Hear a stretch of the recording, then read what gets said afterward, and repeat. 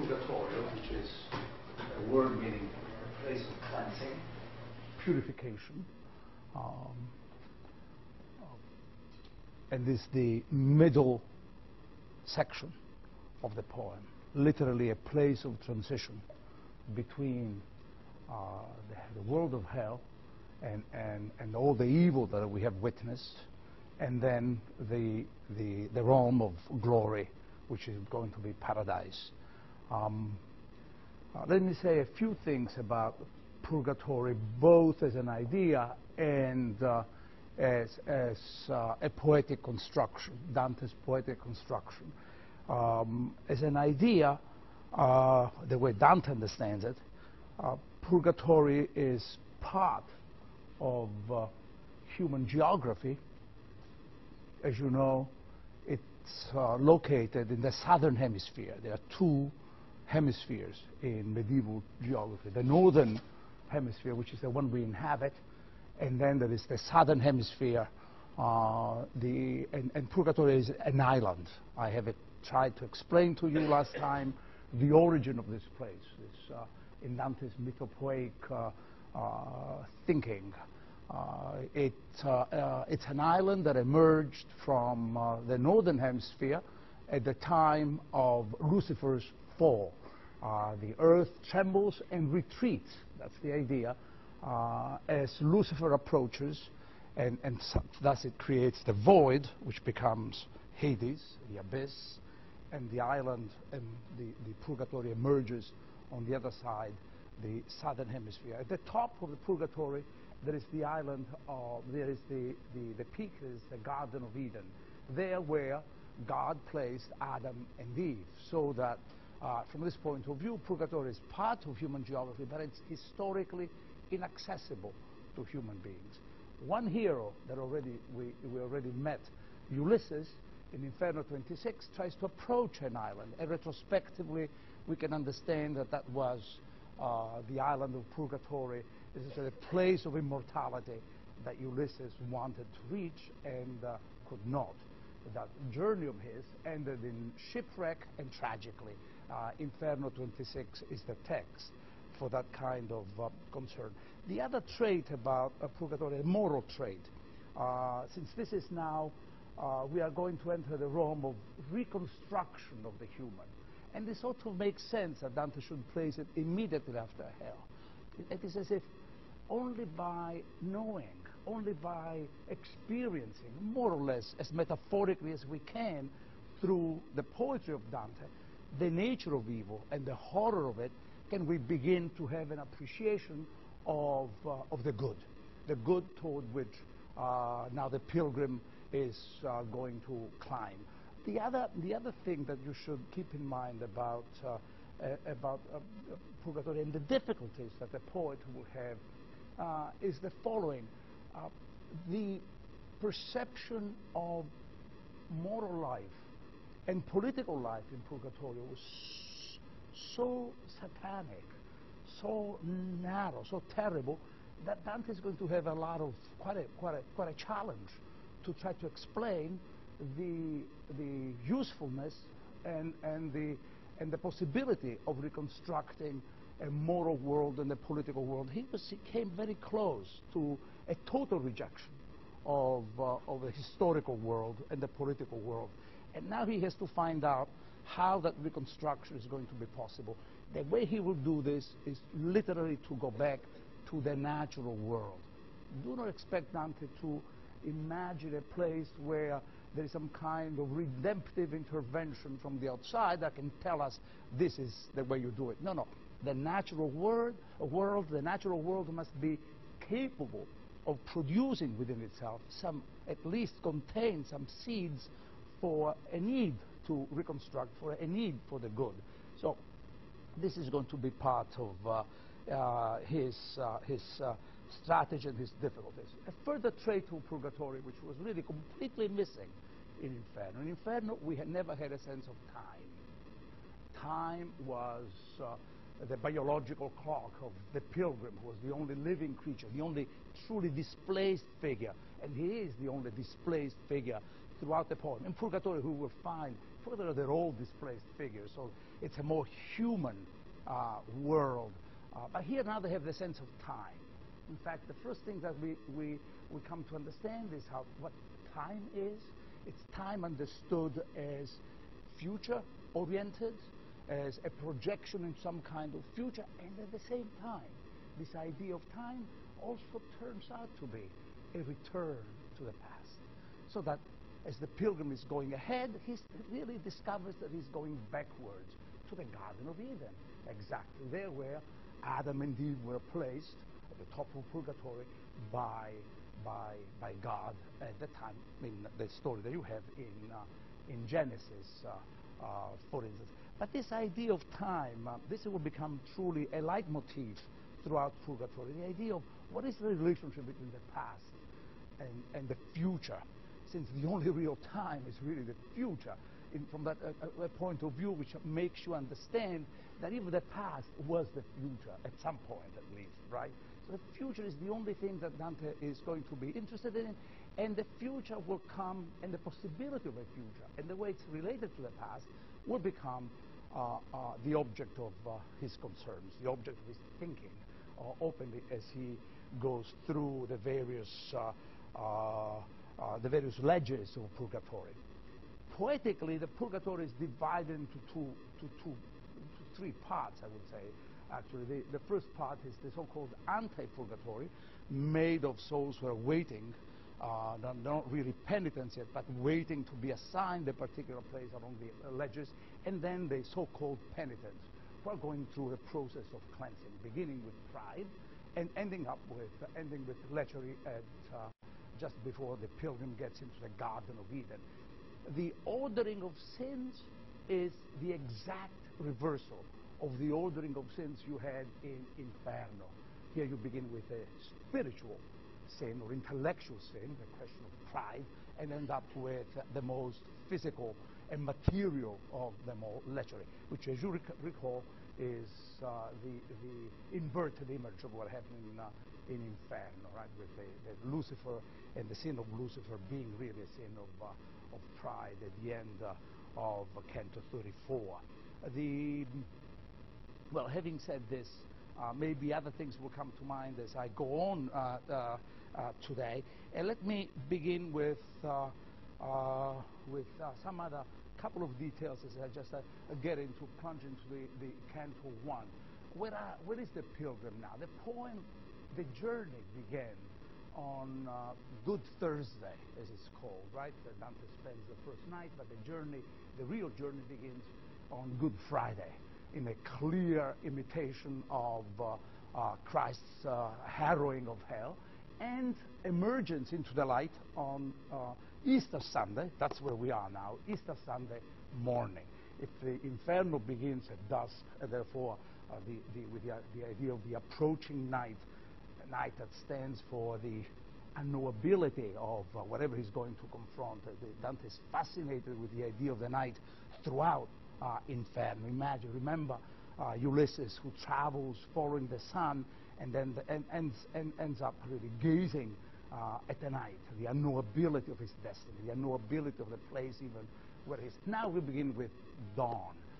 And therefore, Canto 1 of Purgatory becomes that which in Provençal literature is called an aubade, or from the word aube, alba in Italian, A-U-B-A-D-E, the song, the dawn song, a song that in many ways reverses the grand tradition of the erotic lyrics of Provençal poetry, where the dawn becomes the unhappy time for the parting of lovers, and here now it's regained as the great time when finally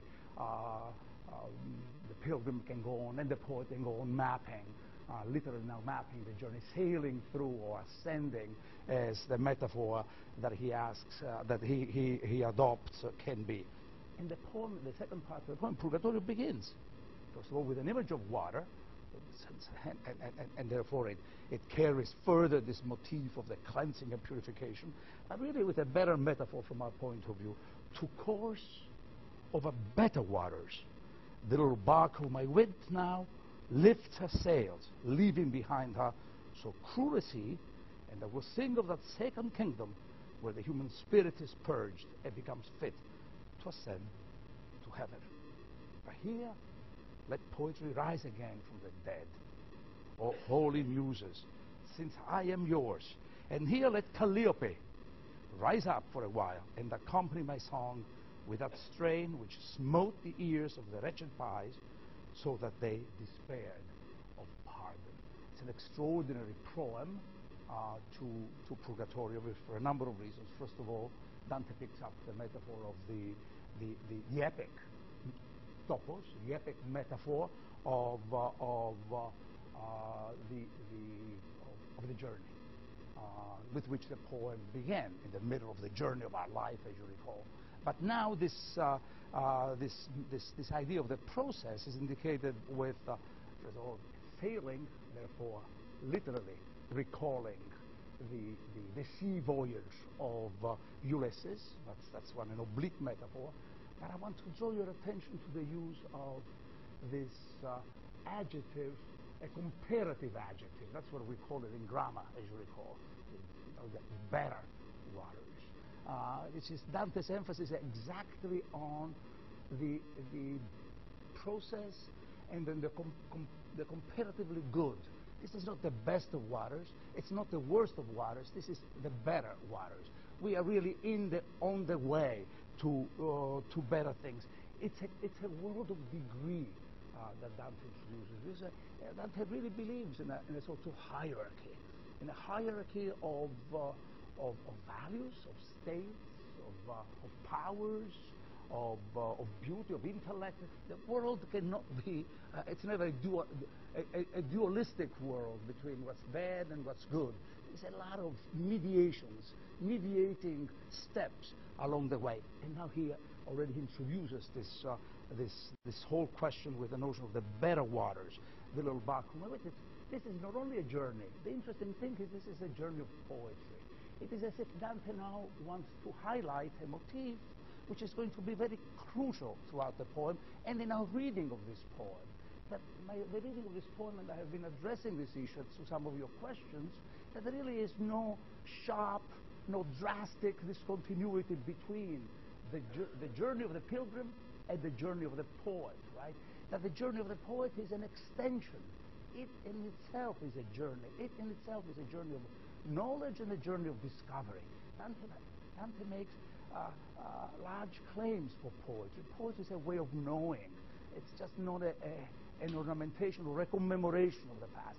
Now here he talks about the journey as being the journey of poet, the little bark of my wit. It's a conventional way of thinking about the bark of poetry with which he is. So there seems to be a way of saying this is now more, at this stage at least, he wants us to think about the journey of poetry and not just the journey that he himself will undertake, the journey of the pilgrim, the hard, difficult journey filled with fear that he was experiencing in Inferno.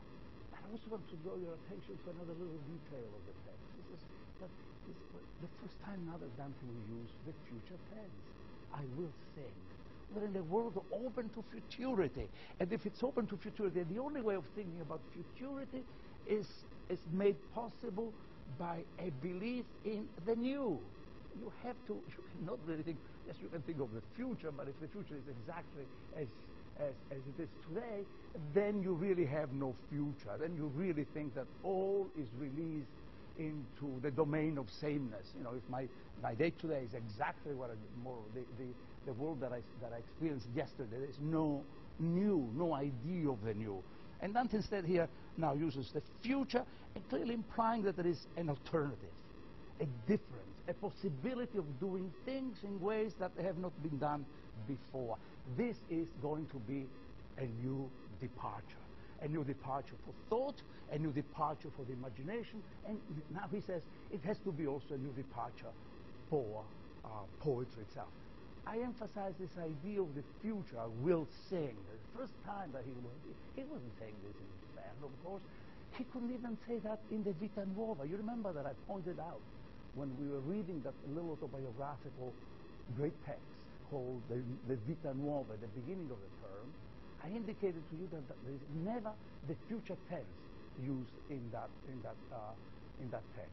It was all a book of memory, with the difficulties and the dangers of memory. The dangers of memory being that memory changes, can draw us into a world of phantasms. That's one of the, it's not a rejection of memory, only a way of highlighting its possible dangers, right?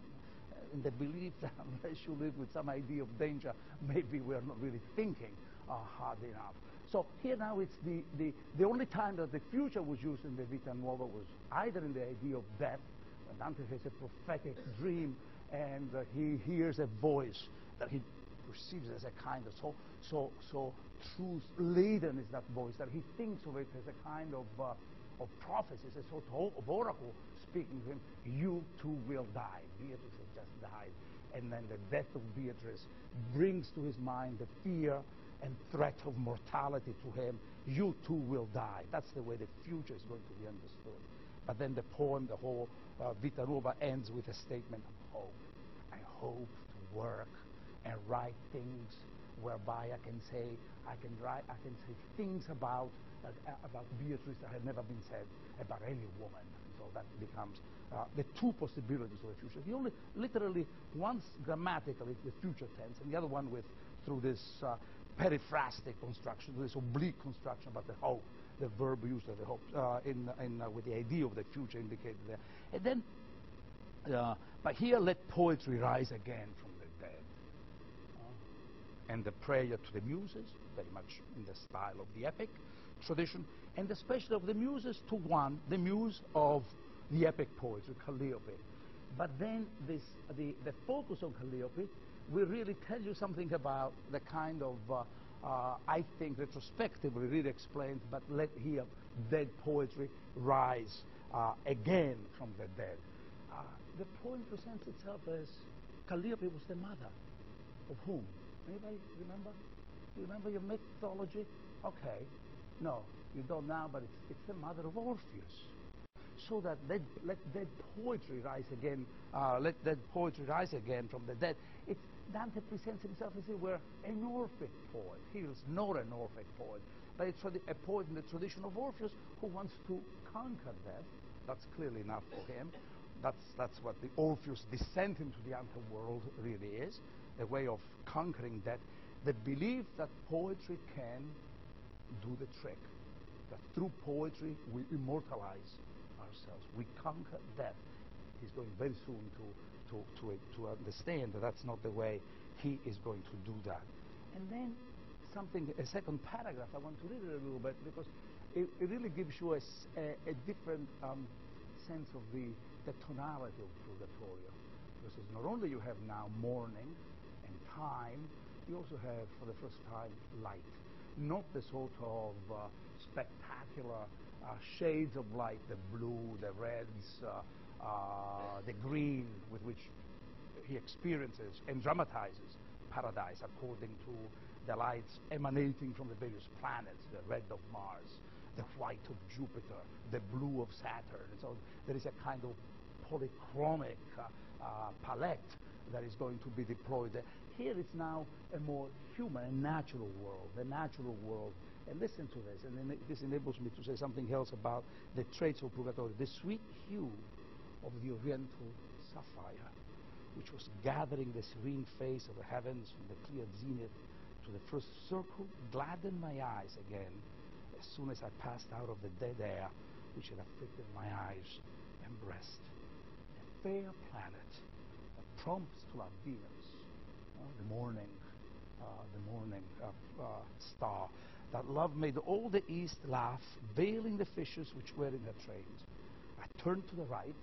You remember that I sort of tried to explain to you that, with one exception that I can't explain, nobody can explain, and only very few people have noticed, Dante now is turning to the right, which is to say that even while going down, spiraling down in the world of hell, he actually was going to the right.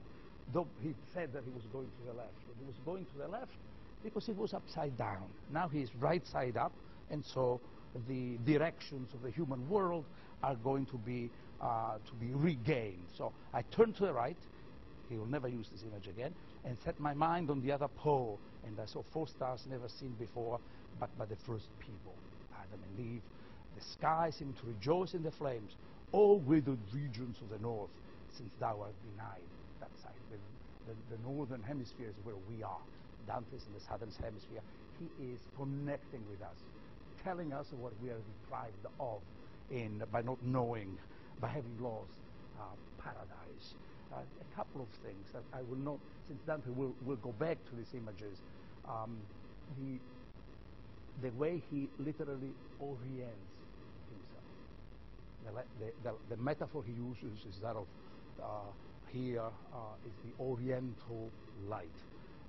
And the way he's always orienting and reorienting himself, how do you know where you are, is now in Purgatory and also in Paradise, when thinking about characters here on earth and recalling their lives, is always by looking at the East. It's always by looking in the light of the East. And from this point of view, Dante really retrieves that most incredible metaphor that is available among the mystics, medieval mystics. And I'm thinking, or thinkers, I'm thinking of even Boethius, Cassiodorus. I hope they're not just names for you, who think, who believe that you can only think, that we in the West, a Western life, can only think by looking toward the East. That the way in which we can be orienting ourselves is by trying to capture the source of that light. And I mean this in the most metaphorical and, as we shall see, the widest senses possible. But that's all he's saying now. But at the same time, and the language, it's incredibly how it has shifted between the first paragraph and the second paragraph, that which seems to be the excitement for the light that now he's experiencing again, it's Easter Sunday. He understands the resurrection. This is going to hit him very, very strongly now. But it's also an elegiac. The tonality is elegiac.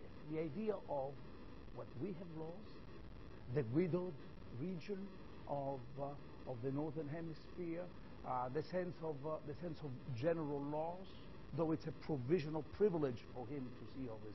But this indicates and introduces that the extraordinary tension, poetic tension in Purgatory, the dialectic between excitement for the future and an elegy for the past. The pilgrim is caught in between, and we shall see the consequences between. This is still at the level of tonality, I would call it, but we shall see what this really means in a moment. As Dante approaches now, I've drawn my grays and so on. This is lines 25, when I had withdrawn my gaze from them, turning to the stars, turning a little toward the other pole, where the wind had already disappeared, I saw beside me an old man alone, worthy by his looks of so great reverence that no son owes more to a father. His beard was long and stretched with white, and his hair the same, a double tress falling on his breast, etc. This is going to be the encounter with Cato. And I want to talk about Cato. Why? Let me just give you a little bit of extra Dantesque information. I mean, in a way, this is, you probably do not know, that this representation, we call it the scriptio of the old man with a beard all white, streaked with white, but on two sides, really is the paradigm, the model that Michelangelo writes.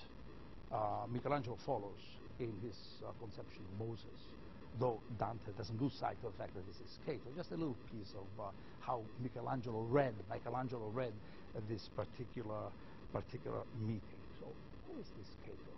That Dante describes as an old man, and we also know that he's a Roman, he's a pagan, but he's not only a pagan, he's a man of laws.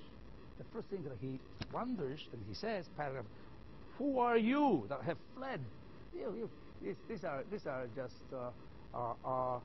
people who have tried to literally escape from prison, the eternal prison against the bride's scream, he said. Who has guided you, or who was your lantern in coming forth from the profound night that holds in perpetual blackness the valley of hell? Are the laws of the abyss? Very Roman. This is the Roman tradition of the law, right? Are the laws of the abyss? In a way, this is a man who is a stranger to the world of purgatory. He certainly doesn't seem to understand that there may have been some grace. That maybe Dante and his guide are here out of some providential intervention which has not to be explained by laws or by natural or by the laws of nature or by man-made laws. Are the laws of the abyss broken, or has a new decree, he wonders, been made in heaven, that being damned you come to make cliffs? My leader, Virgil, the two Romans talk now. Myself, then I answered him, of myself I came not. A lady, Beatrice, recapitulation of Inferno 1, descended from heaven, for whose prayers I succored this man with my companionship. But since it is thy will to have it made more plain, how in truth it stands with us, it cannot be mine to deny thee. This man never saw his last hour, but by his folly was so near to it that little time was left to run. I was sent to him and have shown him all the guilty race, and now purpose to show him those spirits that cleanse themselves under thy charge. How I have led him would be long to tell thee. There descends from above virtue which aids me in bringing him to see there and to hear thee. May it please thee to be gracious to his coming. He goes seeking liberty, which is so dear as he knows, who gives his life for it.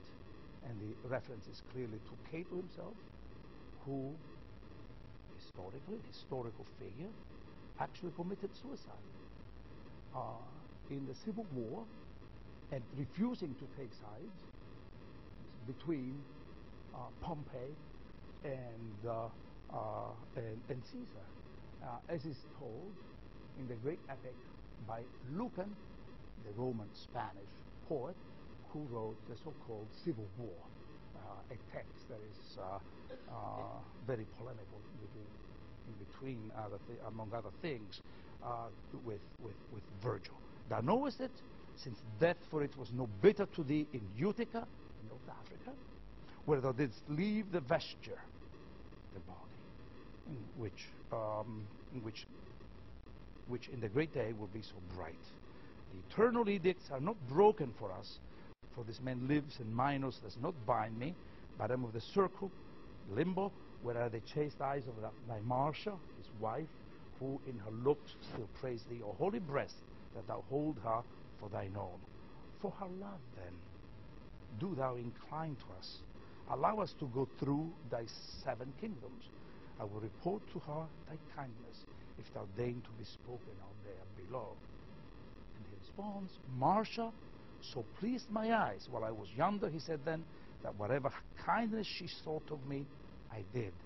Now that she dwells beyond the evil stream, she cannot move me more by the law which was made when I came forth from thence. But if a lady, etc., etc., this is an amazing, in substantial terms, an amazing beginning in the poem, because Dante meets Cato, whom he defines. We are being told there that he's an old man, a pagan, and a suicide. There are traits that Virgil singles out, obliquely referring to his adventures, and that clearly contradict the world of purgatory. Because the world of purgatory is a Christian canticle. This is Easter Sunday. Why have it inaugurated by the presence of a pagan who knew nothing of the incarnation? Why have it? It's the realm of a renewed life. Why start it with a suicide? Someone who we saw what Dante thought of the suicide. In a complicated way, throughout Inferno, there were a number of suicides inhabiting various aspects of various regions of hell, but especially among with the violence against nature in Inferno 13. And so, an old man, a suicide, and a pagan. Why does he do this? A figure that he draws out of the world of Lucan. What we are told about him is usually whenever you have representations of the beyond, you always have a young man, for instance, a juvenis. This is a kind of the Latin term meaning a young. In Alain Delille, for instance, there is always a young man or a young woman welcoming to indicate the renewed life, the novelty, the freshness of a life. You certainly don't have an old man, and you certainly do not have a suicide. Now, the question of the suicide is probably the easiest to determine, because Cato's suicide is a suicide for freedom.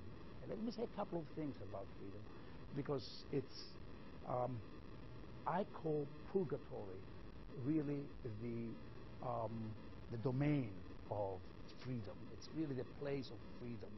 That he begins here explaining as if it were a political but also moral state. It's a political because it's a refusal of the disarray and chaos brought in by the war between Pompey, brought in by the war between Pompey and Caesar at the time of the Civil War. But it is also a moral state because Cato decides to put an end to his life in a sort of sacrificial move, as if to draw attention to the way in which the state had been killed, had been destroyed by the rivalry between these two great figures who have not opposed, but have a rivalry about power. Freedom is the fundamental problem. It's a Roman issue, let me just say. Dante wants us to think of it at the very beginning of Purgatorio in pagan intellectual terms. Freedom.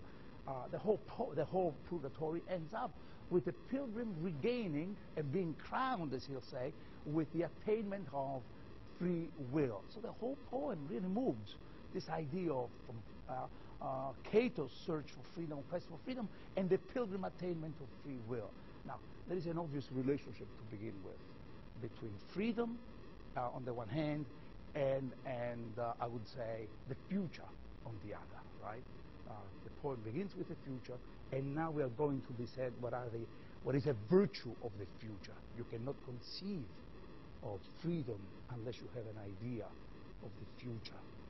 You cannot you understand the connection between the two? You cannot conceive of a novelty unless you have an idea of the future and unless you have an idea of freedom. The notion of originality is actually, even poetic originality, is impossible unless it's tied to a certain idea of freedom. It presupposes them all. So that the attainment of freedom really means a poetic originality, idea of the future, the notion that things can be different. If I am a slave to the past, if I'm a slave to a political order, if I'm a slave to my own vices, as internalized as that quest can be, then I really have no freedom.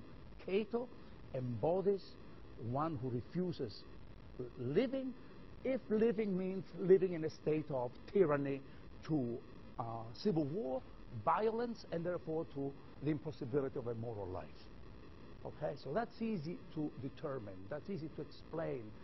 I even think that the notion of the old man can be explained. Dante wants to draw our attention, first of all, that somehow this search for the future, it's not an alternative to the past. It grows out of the past.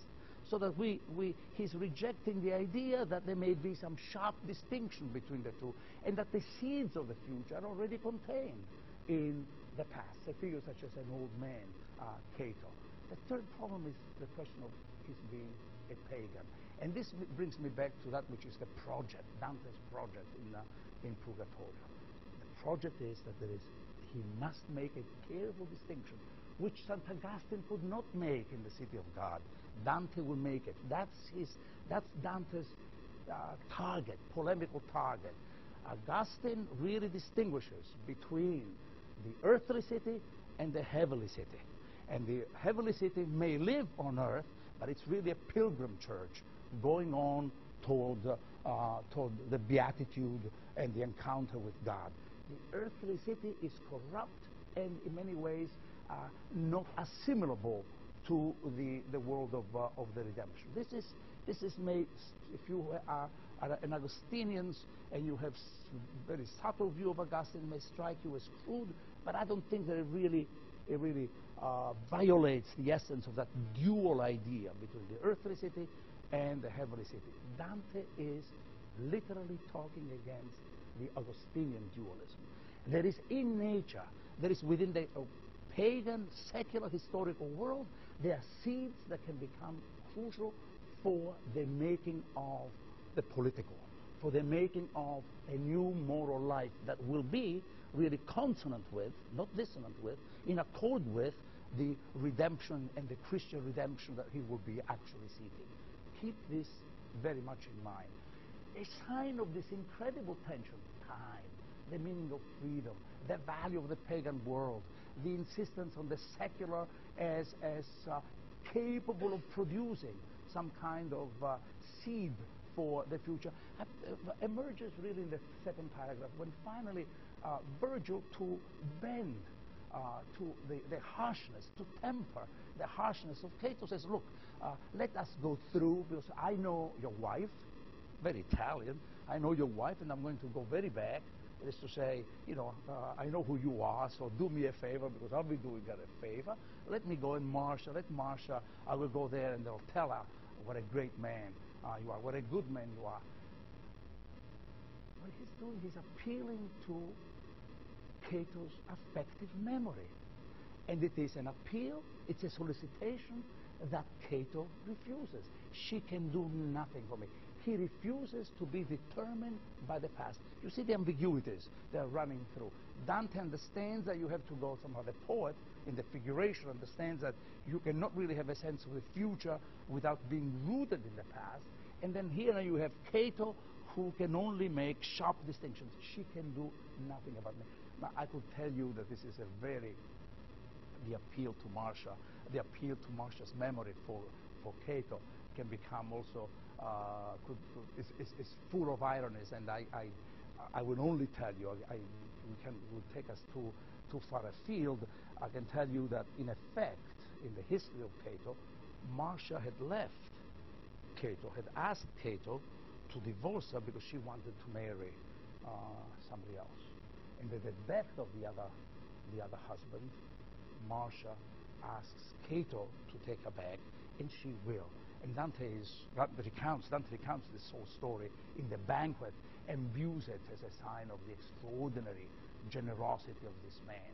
So there is all of that lore in the background of this reference to Cato. But from our point of view, then, it is a question of the power of memory and the limits of memory. And then finally,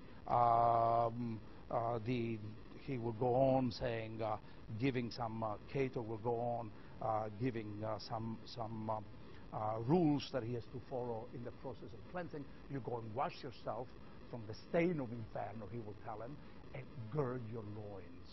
They will be there. He will mention, go to the desert shore, therefore go and, this is the last paragraph, the dawn, here is the dawn song, was overcoming the morning breeze which fled before it, so that I descried far off the trembling of the sea. We made our way over the lonely plain, like one who returns to the road he has lost, until he finds it seems to himself to go in vain. When we were at a part where the dew resists the sun, and being in shade is little dispersed, my master gently laid both hands outspread on the grass. I therefore, aware of his purpose, reached toward him my tear-stained cheeks. That's the ritual of purification, which he, the pilgrim, must undergo, and on them he wholly restored the color which hell had hidden in me. We came then on the desert shore that never saw men sail its waters, who after had experience of return. Whom are you supposed to overhear here? What is the reference to? Anybody? Absolutely, absolutely. He makes it very clear that Cato and Ulysses are the two pagans. There is a difference. He intrudes, he insinuates a distinction within the body of pagan culture. Ulysses on the one hand, and his own transgressive search for knowledge, in the belief that really there is no knowledge without transgression, which is considerable and would be worth considering. And on the other hand, the experience of Cato himself. Now we are here with a different pagan. There he girded me as the other had bidden. That's a phrase that comes straight out of Inferno 26. Or marvel, for as the lonely plant he chose, such did spring up again immediately in the place where he had plucked it. So Dante has to gird himself the way journeymen would whenever they undertake a journey in antiquity. You know, whether it is the biblical journeymen or the Romans, they put this girdle around themselves. They gird their loins. It's a moment of containment of self, right? And that's the ritual he has to undergo. From my point of view, though, the emphasis falls on the power of the natural world to restore itself. Because immediately, and it's an emblem of the resurrection here now, but we're still in the natural world. There is no element of grace. Nature, the plant, in an inversion of what had happened in Inferno 13, the plant rises again, is born again. And now we come to Canto 2. The situation changes somewhat, but let me just begin. Another point of it starts with another search for orientation, and I mean that it's an easy pun. The East, the Orient, and orientation for the pilgrim, and now it becomes more clearly Jerusalem, and we'll see the reason why it's going to be Jerusalem in a moment. Well, one reason why, let me just say it immediately, because it has nothing to do with it has to do more with the, let's say, the myth rather than with the text, is that hell and that purgatory is at the antipodes of Jerusalem, against the feet of Jerusalem. Jerusalem was known as the navel of the earth, and now we are in purgatory at its antipodes. And so it starts. Already the sun had reached the horizon, whose meridian circle covers Jerusalem. So Jerusalem will become the point of reference with its highest point. And night, circling opposite it, were issuing from the Ganges with the scales, which fall from her hand when she exceeds the day, etc. I was, white the rosy cheek of fair Aurora, with her increasing age were turning orange. We were still beside the sea, like those that ponder on the road, who go in heart and in body linger. An extraordinary image of dislocation, of being both being body and mind, and aware of a break between the two, who have expectations and hopes of moving ahead, and yet they are kept in place by the heaviness of the body. And lo, as on the approach of morning Mars glows ruddy through the thick vapors low in the west over the ocean floor, so appeared to me, may I see it again, a light coming so swiftly over the sea that no flight could match its speed. And here he sees a boat, a fast boat, carrying the souls of penitents who are reaching the banks of purgatory. The very opposite of what we saw with Charon's boat in hell, the boat of, you remember, of the sinful souls. And then an angel of God and so on. Then, as the divine bird came toward us more and more, he appeared brighter, so that my eyes could not bear, lines 38. I cast them down, and he came on the shore with a vessel so swift and light that the water took in nothing of it. On the poop stood the heavenly steersman, such as the blessedness that seemed written upon him, and more than 1,000 spirits sat within. And they sing a psalm. In exitu, Israel, the Egypto. Psalm, according to the Vulgate, 1:13. It's a song in which the Jews are remembering their exodus from the bondage, the slavery in Egypt, to Jerusalem. That's it. That's really the story. This book of Exodus, in exitu Israel, the Egypt, you understand retrospectively the reference to Jerusalem, that gives a kind of unity to this whole canto. It's a song that a number of things about this. The only text that Dante cites, textually cites, he make references to the Bible all the time, but the only text of the Bible that Dante really cites literally and takes from textually is always the book of Psalms. probably an acknowledgement that it's poetry, and that he responds to that poetry. But especially he does so not only because it's probably the text where, for the first time, we have a representation of subjectivity in Western consciousness. It's the story of someone who is looking inward and finding out the diseases of self, the appetites, the passions, etc. That may be one reason, since he's engaged in that kind of, he himself, the pilgrim, is engaged in that sort of quest. But there is another reason, I believe. The Psalms are basically lyrical recapitulations of the story of Exodus. So that Dante is saying that Exodus is the figure, that the Divine Comedy is the lyrical representation of the story, the biblical story of Exodus. That he too, that this human history is engaged in that search, a search from slavery to liberty. So let me just pursue this a little bit from another point of view. In Canto 1 of Purgatorio, we saw the representation of Roman political moral liberty. Now we have an idea that the whole of history is really engaged in this exodus, a journey toward liberty. Two types of liberties, a Roman one and a Jewish one, which Dante wants to connect. It is as if he understands that there are two traditions, both of which are based on a quest for liberty. That there is a sense of, in both of them, though in different ways, a sense of beginning that he must try to harmonize. He must try to explore and probe in depth. What do they mean and what are they about? In one, a kind of legal idea, moral, political idea of liberty, Cato, that comes to the point of self-destruction. And the other one, the question of spiritual exodus. By the way, a second thing I can say about this reference to Psalm 113 is that Dante uses it as the basis for explaining his use of allegory. You remember that I spoke about the allegory of poets and the allegory of theologians, and that the difference was the historical basis of the narrative. The story of Exodus for Dante is historically true. It's an event. So this gives a kind of biblical, figural aura to Dante's representation, allegorical representation at least. And the third thing I have to say is that the story of Exodus in many ways embodies, crystallizes the real intellectual issues of Purgatorio. What is the story of Exodus about?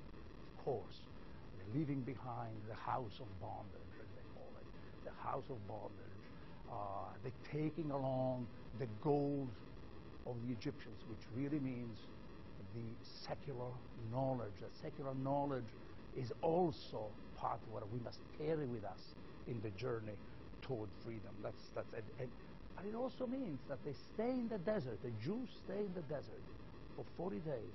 They feel that they're abandoned by Moses, who has come up to receive the tables of the law. And while they're abandoned, they engage in idolatry. This is the story of Exodus, a story of a people caught between idolatry and revelation and promises, and prophetic promises, prophecy and idolatry. And the idolatry shows itself as a statement or as an experience of nostalgia. That's what the making of the golden calf is, a statement, a way of, desperate as they may be, because they are now leaderless, and they will be for a while, then they engage in an act of desire, a longing for at least the safety, or what they perceive as the safety of their dwelling in Egypt, mindless of the fact that they were in bondage. It is as if safety, the safety of living, were preferable to them, even in if that is a safety provided, procured, and in the shadow of tyranny, of bondage. So you see, these are the concerns that Dante will have as he comes into Purgatorio. The whole of Purgatorio is literally a journey, a way of looking back and forth between the future and the past. And the future and the past are rivaling with each other for the control of the mind of the pilgrim. Let's see how this is going to be developed. And I hope I have time to give you time for for questions, because I realize I'm saying a lot of things, and a lot of things I'm not even saying. The poem, the canto, shifts from these grand historical concerns, these reflections on how the pagan world experiences beginnings and new departures, only with an ideology of freedom and this idea, biblical idea of a new beginning, which is really a break with slavery, a break and the retrieval of the idea of freedom in a general way, in a historical way. Now it shifts, the narrative shifts, and then it's all internalized. The pilgrim moves within himself. And the first statement is that he does not know where he is. And that's an emphasis, that is to say, a way of alluding to this exilic predicament he has. He literally has, he does not know where to go. He already had indicated that his state of mind was that of one who with the mind keeps going toward some place, but with the body he's kept behind. Remember that line which clearly dramatizes the split with a kind of inner self-dislocation for the pilgrim. And now he just is, meeting these penitent souls who are as lost as he is about the place. And they all ask him for directions, which they are singing in exit with. They're in the desert. The desert, to be in the desert. Where is the desert? The desert is where one is. The desert, if you don't know which way to go, the desert is the unmapped space between Egypt, typologically speaking, and Jerusalem. It's some space in between. They have no roots, you have no paths, there are no carvings and markers left for you. And so they ask him, can you, lines 60 and following, if you know, show us the way to go up the mountain. And Virgil answered, you think perhaps we are acquainted with these places, but we are strangers. That's what it means to be an exile. And that's what it means to write this poetry of exile that Dante will write. This purgatorio is the place of the desert. There's a spirituality even of the desert, and certainly the statement of the exilic condition. We really don't belong here. We are always displaced and going somewhere else. And at the basis of Dante's own religious longing, there is the sense of displacement. There is a sense that we are somehow out of, that our hearts are out of where they should be. We came but now, a little while before you, by another road which was so rough and hard that another climb will seem to us as a pastime. The souls who had perceived from my breathing that I was still in life turned pale with wonder. And as to a messenger who bears an olive branch, the people crowd to hear the news, and no one heeds a crush. So every one of these fortunate souls fixed his eyes on my face, as if forgetting to go and make themselves fair. Now Dante becomes the object of temptation for the penitent souls. They should be going somewhere. They should be going up the mountain, and yet they stop where they are. So another way of thinking about forgetfulness and the sense of an aim, of a place to reach. Let's see how this is developed. I saw one of them come forward with so much affection to embrace me that it moved me to do the same. Oh, empty shades, except in semblance. 3 times I clasped my hands behind him, and this often brought them back to my breast. Wonder, I think, was painted in my looks, at which the shade smiled and drew back, and I, following him, pressed forward. Gently he bade me stand, then I knew who it was, and begged me that he would stay a little and talk with me. This little detail of the embrace, the failed embrace, is one of the 3 failed embraces, a way of acknowledging to the pilgrim and us acknowledge that the souls here have no substantiality that we can grasp. This is the first, and there will be 2 more that I will talk about as we proceed. He answered, even as I love thee, my mortal flesh, so do I love thee freed. Therefore I stay. But thou, why art thou on this journey? My casella. Dante meets a friend of his youth, a musician who probably had even set to music Dante's own poem. A man from Siena who clearly has died. So it's to relieve the hardship of the journey. This is apparent, a moment of indulgence, a way of a meeting with a friend, a little pastoral interlude, if you wish, to break up the hardness of the desert and the implications of that metaphor. The world of not the quest, but now the pause of reflection, the pause of relief, the aesthetic relief that this can give him. My Casella, to return at a time, why are you take this road? But from thee, how has so much time been taken? He said, no wrong is done me, etc. He explains how he got here. And I, if a new law does not take from the memory or practice of the songs of love, which used to quiet all my longings. This clearly is a reflection on the power of aesthetics and on the limits of aesthetics. May it please thee to refresh my soul with them for a while, which is so spent coming here with my body.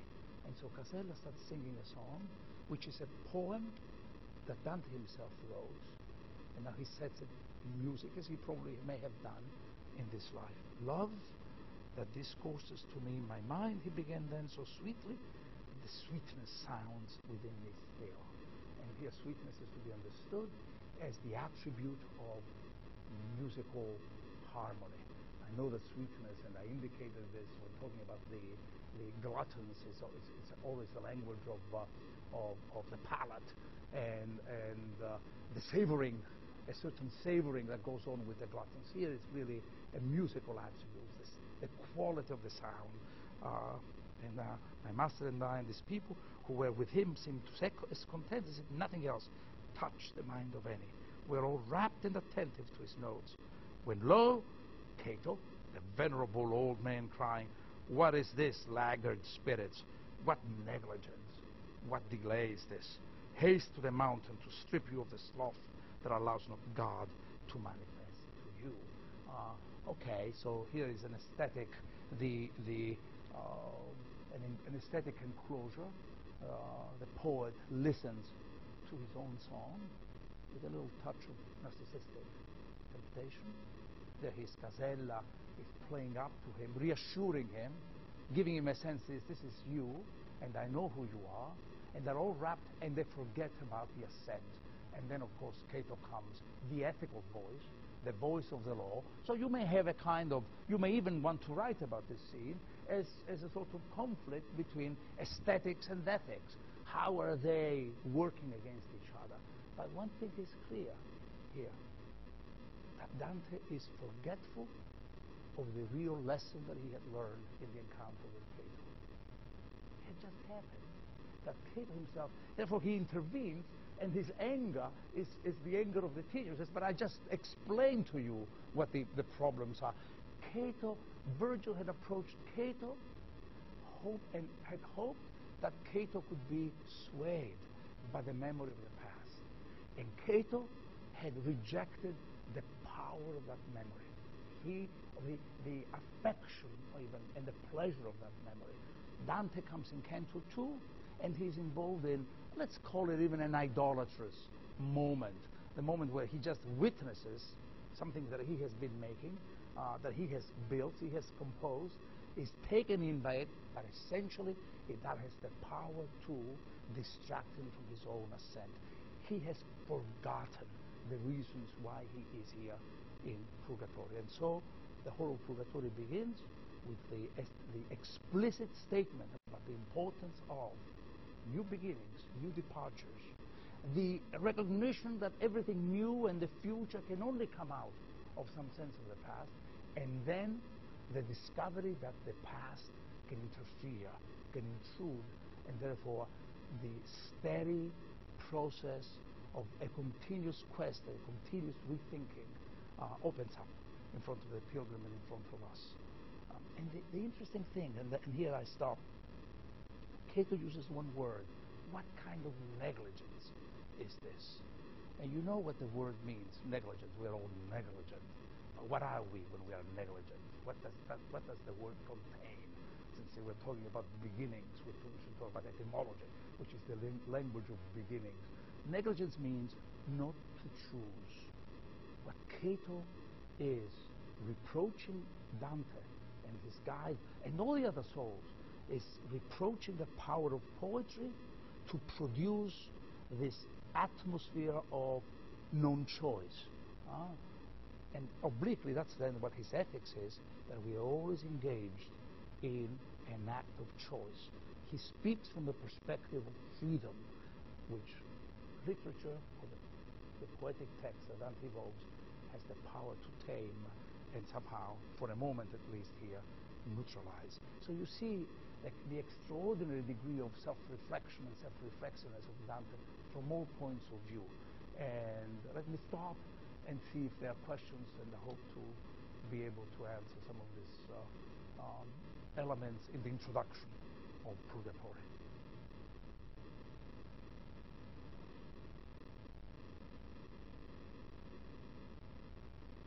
Yes.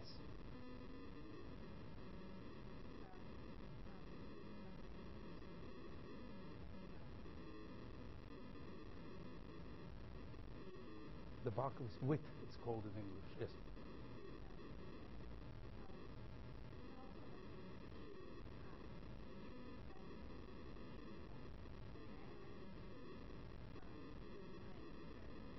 Yes.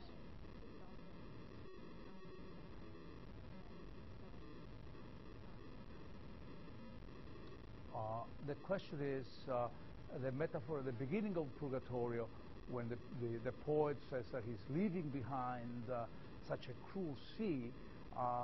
That cruel sea seems to be, and is actually, we can agree easily, a reference to Inferno. But then the question is, can it be also a reference to past epic traditions? It could be, but you would have to be a little bit more specific about what you mean. You mean the Odyssey, for instance, or the Aeneid, journeys by sea? Dante is, the Divine Comedy is constantly imbricated with these other poems. And in fact, the great poem that he recalls, a past epic tradition, is Lucan. And he chooses Lucan because Lucan is, so I'm coming back to your question and trying to welcome it and say that indeed it's possible, but I have to explain why I think it's possible. Lucan's Pharsalia is a unique text in the epic tradition because it deliberately places itself as a historical work. The polemic of Lucan toward Virgil is that Virgil, sure, he was talking about the foundation of Rome, and for a Roman there's nothing more historical than that. As you know, the Romans are the some practical people that will calculate history from the foundation of the city. There's never a scheme about the Garden of Eden or Bede who starts writing about unknown events in the past or whatever. The Roman starts with the foundation of the city, living. Virgil writes about the origin of Rome, and from that point of view, he's a historical author. But he mixes his historical accounts. It's so much myth-making that Lucan rejects that form of poetry. And he writes an epic about the Civil War. Lucan writes about Caesar and Pompey, which clearly is a way of adumbrating another more pressing civil war, that between Antony and Augustus, and alluding to the one between Sulla and Marius, the whole sequel of civil wars that had punctuated and given its the quality and the distinctiveness of Roman history. So in a way, I would say that Dante is rejecting a certain type of epic poetry that deals with some kind of generalized metaphorical accounts. Though, for instance, he's going to be Jason, he's going to be Aeneas. Now we have to keep that in mind. It would be a turn to, at least in Canto 1, a turn to the historical world, a way of making purgatory part of history. Because that's really the secret of Purgatory. Purgatory began by saying it's part of human geography, you remember? but not of human history. Dante wants to make it part of human history. We really can go back to the Garden of Eden, if not directly, through some reconstruction and shadowy prefiguration, something that looks like the well-being of the Garden of Eden, something like a, not really utopia, but something can approach the order of the Garden of Eden. I must have confused you with this answer. And if so, oh, good, thank you. Well, of course not, but I think that I was going 5 different directions, and I apologize if I did. Yes?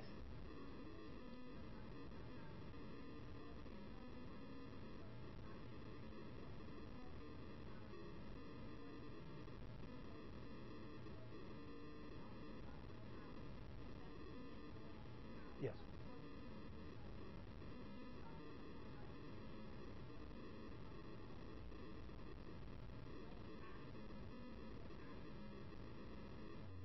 Yes, great question. The question is that I began by talking today about the journey of poetry, and really ended with the idea of the danger of poetry, that aesthetic self-confrontation that the poet Dante has with a poet of his own youth.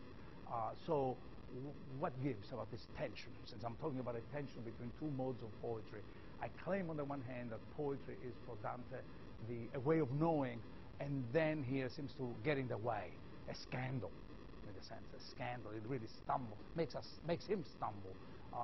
So what is this, the connection between these two forms? Yeah, that is a really great question. I think that Dante understands that, first of all, let me just give him a great deal of credit. By the time Dante writes, poetry was still, by and large, a little game that the Provençal poets were playing in the courts of Provence and northern Italy.